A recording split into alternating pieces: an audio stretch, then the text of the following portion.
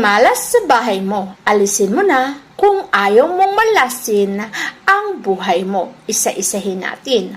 Ang una sa pwedeng maging malas sa tahanan mo ay ang mga hagdanan na nagtatapos sa mata. Kapag kasi nagtatapos sa mata, ibig sabihin kamatayan at pagkakasakit po ang maidudulot sa tahanan. Kaya bilangin mo na ang huling landing dapat ay nagtatapos sa mata. O kung nagpapagawa kang bahay, siguraduhin mo na binibilang mo ang bawat hakbang yan. At siguraduhin din sa mata nagtatapos para maiwasan mo ang anumang dulot na kamalasan nito. Isa pa sa bagay na dapat mong tatandaan ay ang pagpapatayo ng hagdanan. Hindi dapat nakatapat ang hagdanan sa may pintuan. Sapagkat kung ang hagdanan mo ay nagtatapat sa pintuan, pagpasok pa lang ng positibong enerhiya ay agaran din itong lalabas sa iyong tahanan.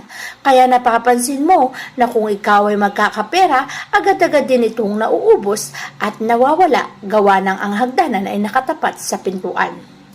Huwag mo ring hayaan na ang mga lumang kalendaryo ay nasa tahanan mo pa.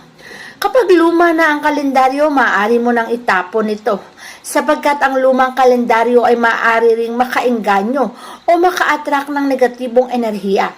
At ayaw nating ang palaging papasok sa tahanan ay negatibong enerhiya, kaya't kapag luma na, huwag mo nang balikan, itapon na, alisin na sa tahanan para maalis din ang kamalasan. Katulad ng kalendaryo, malas din ang mga halaman na sinasabing hindi umuusad at hindi lumalaki. Isa sa halaman na yan ay ang mga bonsai. Pansinin mo, stagnant lang ang kanyang height. Hindi lumalaki at hindi nag-grow. Maswerte naman ang halaman pero pwede mo itong ilagay sa labas ng tahanan at huwag sa loob ng bahay kasi mamamanifest mo rin kung anong nakikita mo. At ang pagkabagal ng pag-asenso sa buhay ay pwedeng mangyari sa iyo. Ayaw nating maging stagnant ang karera mo sa buhay. Kaya't iwasan mo ang paglalagay nito o bonsai sa loob ng tahanan, ilagay lang sa labas ng bahay. Iwasan mo rin sa kusina ang magkatabing rep at lutuan. Ang rep ay elemento ng tubig. Ang lutuan ay elemento ng apoy. Hindi naaayon na magkatabi dahil magkalaban po ang dalawa na yan. Kung ikaw ay magtatagumpay, agad din itong mawawala sa iyong buhay dahil papatayin ito ng tubig. Ang apoy na nagliliyab sa iyong damdamin ay mawawala kapag may tubig na nahaharang o papatay dyan. Kaya't paghiwalayin mo ang dalawang bagay na to upang mapaghiwalay mo rin ang swerte sa buhay mo ay magtuloy-tuloy at hindi maudlot. Sapagkat ayaw naman natin na success na naging bato pa.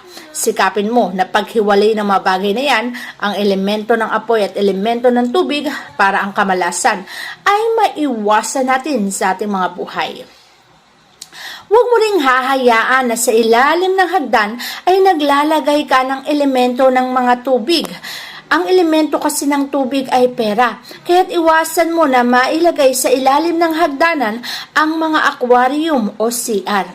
Sapagkat kapag dito mo inilagay sa ilalim ng hagdanan, madalas meron akong nakikita dahil nagsisave sila ng space pero ang hindi alam, malas po ang mga yan.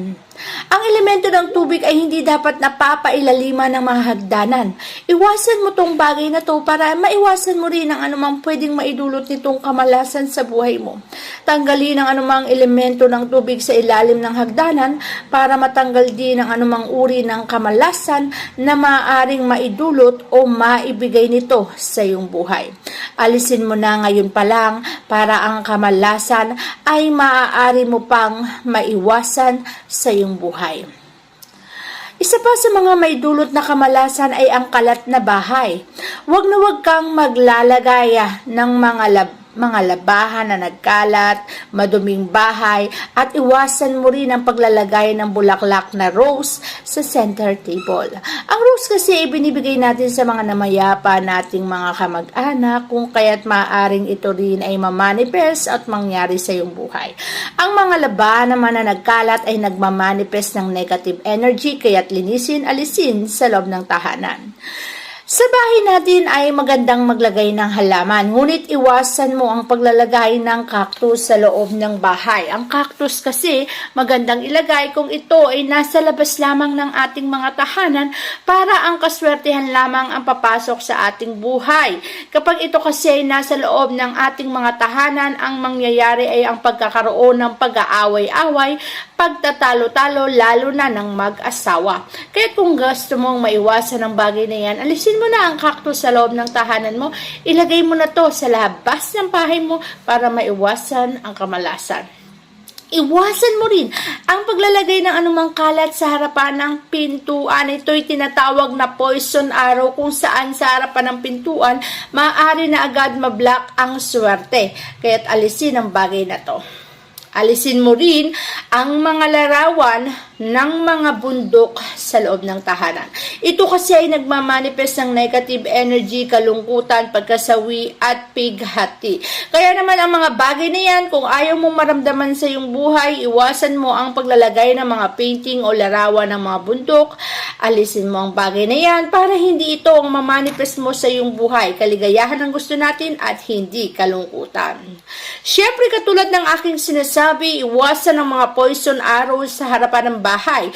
Isa sa mga tinatawag na poison arrow ay ang mga naglalakihang puno na nagblablak ng swerte sa iyong pintuan.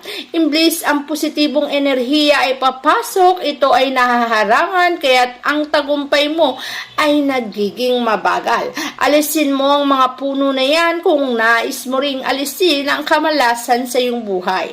At ayaw naman nating ang kamalasan ng mamayani, kaya't alisin ang bagay na yan. Ang mga espiritong ligaw ay ayaw nating maipasok sa ating mga tahanan. Alam mo bang ang rocking chair ay isa sa nag-iengganyong pumasok ang mga ito sa iyong bahay? Kaya naman kung may rocking chair sa iyong tahanan, mas mainam na alisin o tanggalin mo na yan. Para ang mga espiritong ligaw ay hindi pumasok sa ating mga tahanan, hindi natin ito maengganyo na manatili at ito'y maitaboy natin sa ating mga bahay. Meron namang mga style na rocking chair na hindi umaalog, yun na lang ang ilagay at huwag personal na rocking chair sa loob ng tahanan. Ingatan mo rin ang iyong mga wallet, huwag mong ipapatong sa kung saan-saan. Ang pagpapatong ng mga pitaka sa mga maruming lugar ay nag-iengganyo din ng negatibong enerhiya. At kapag mas marami ng negatibong enerhiya ang naengganyo ng iyong mga pitaka, ito ay magdudulot sa iyo ng kamalasan at pagpapasok sa buhay mo ng maraming kamalasan na siya namang nagiging dahilan para sa pag-usad ng buhay mo ay nagiging mabagal. Ayaw naman nating maging mabagal ang usad ng pag-asenso sa ating mga buhay, kaya't alisin ang mga bagay o huwag gawin ang mga bagay na magdudulot sa atin ng matinding kamalasan para sa ganon swerte lamang ang papasok sa ating mga buhay.